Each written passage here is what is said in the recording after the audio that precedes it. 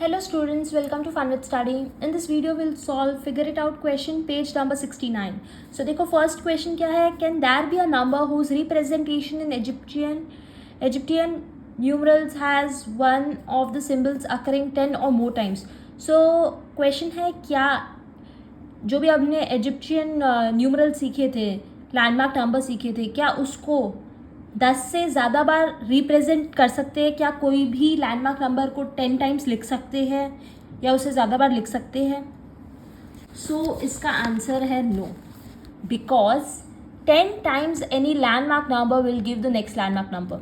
कोई भी landmark number अगर 10 बार है तो उससे उसका नेक्स्ट लैंडमार्क नंबर बन जाता है. जैसे देखो, ये लैंडमार्क नंबर 10 है. ओके, अगर ये 9 टाइम्स है तो हम उसको लिख सकते हैं 9 इंटू 10 पावर 1. अगर 9 टाइम्स है ये n तो हम उसको लिख सकते हैं 9 इंटू 10 पावर 1.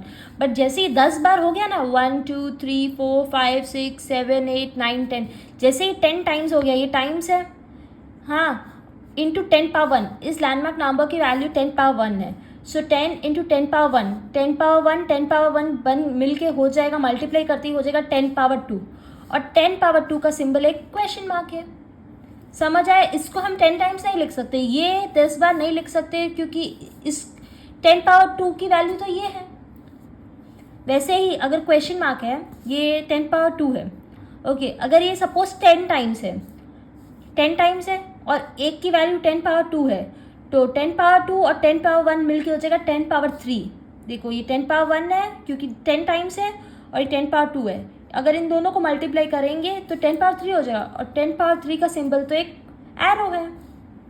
वैसे ही कोई भी लैंडमार्क नंबर को 10 बार लिखते ही उसका सिंबल ही चेंज हो जाता है, उसका नेक्स्ट सिंबल बन जाता है, क्योंकि वो 10 टाइम्स हो जाता है.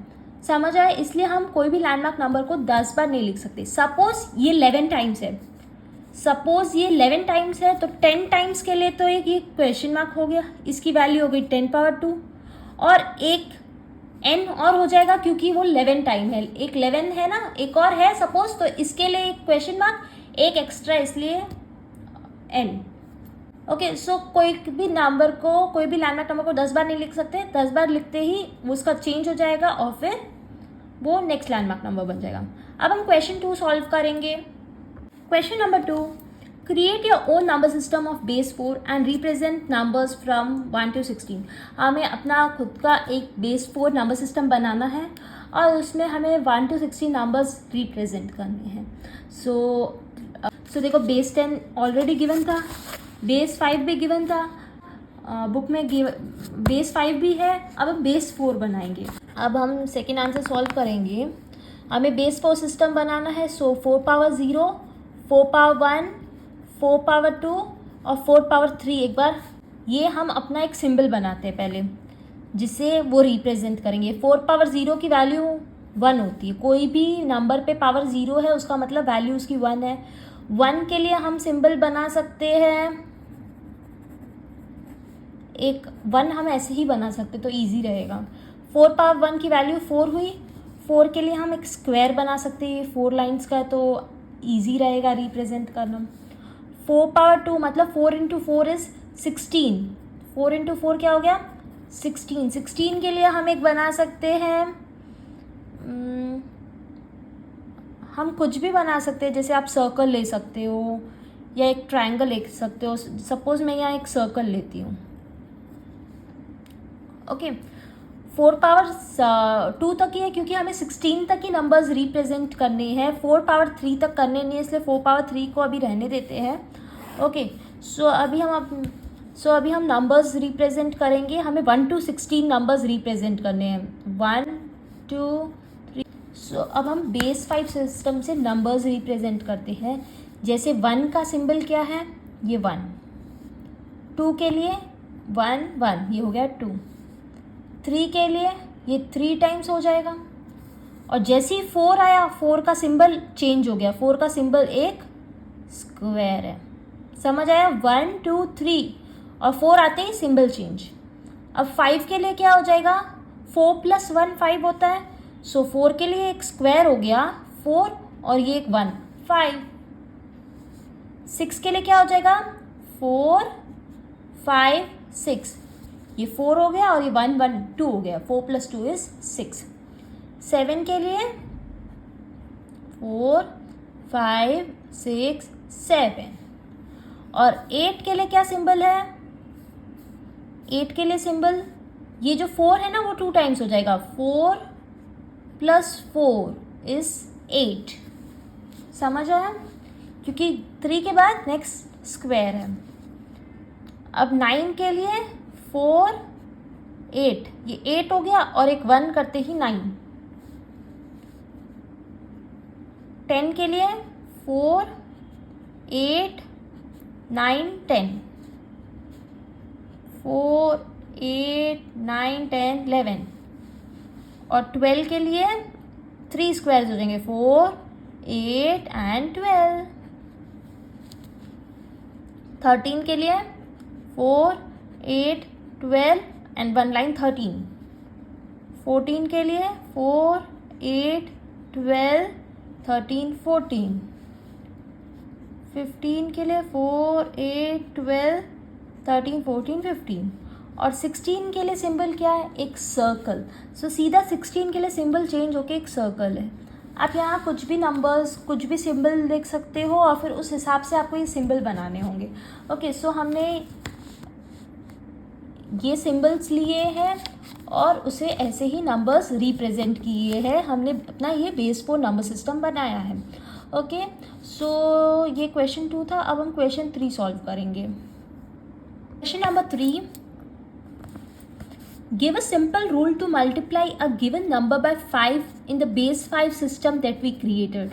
हमें एक सिंपल रूल बताना है जिसमें अगर हम बेस 5 नंबर को एक सिंबल को दूसरे सिंबल से मल्टीप्लाई करते हैं, एक नंबर को दूसरे नंबर से मल्टीप्लाई करते हैं, तो हमारा आंसर क्या आता है?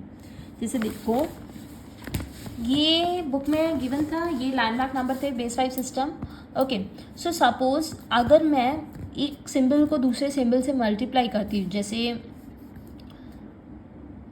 सपोज ये स्क्वायर है, अगर स्क्वायर को मैं स्क्वायर से मल्टीप्लाई करती हूँ, सपोज 5 पावर 1 है, उसको मैं 5 पावर 1 से मल्टीप्लाई करती हूँ, तो इसका आंसर क्या आ जाएगा? 5 पावर 2 हो जाएगा। और 5 पावर 2 आते ही उसका सिंबल चेंज हो जाएगा, वो हो जाएगा हेक्सागन। अगर मैं स्क्वायर को हेक्सागन से मल्टीप्लाई करती हूँ, जैसे ये 5 पावर 1 है, अगर मैं इसको हेक्सागन से मल्टीप्लाई करती हूँ,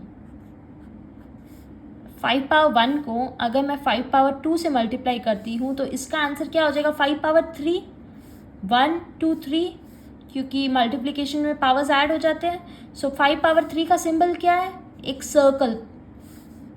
सो इसका आंसर एक सर्कल हो जाएगा। समझ आया? अगर मैं स्क्वायर को सर्कल से मल्टीप्लाई करती हूँ, स्क्वायर होगा 5 पावर 1 और सर्कल है 5 पावर 3, सो इसका आंसर आ जाएगा 5 पावर 4 और 5 पावर 4 का सिंबल एक ये कर्व लाइन है।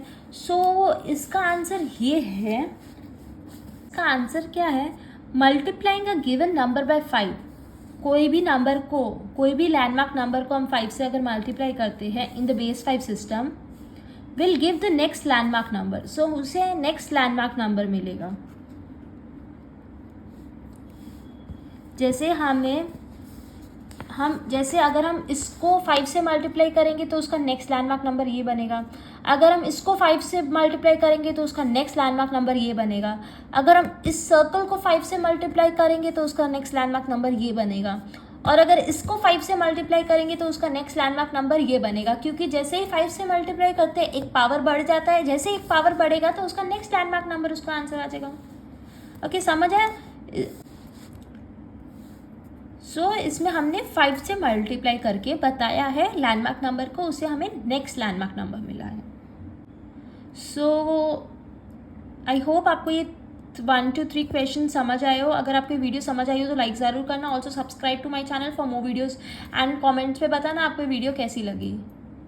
Thank you.